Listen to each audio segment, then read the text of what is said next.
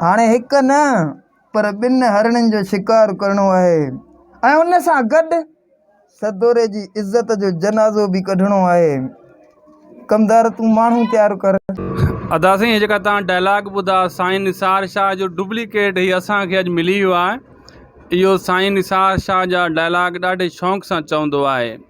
सनावला मलिक साईं निसार शाह जो हर हिकिड़ो जेको आहे डायलॉग यादि कई वेठो आहे, उन अंदाज़ में चवंदो आहे। तव्हां हिकु ॿ डायलॉग ॿुधा आहिनि, ॿिया ही बाक़ी डायलॉग बि ॿुधायूं था।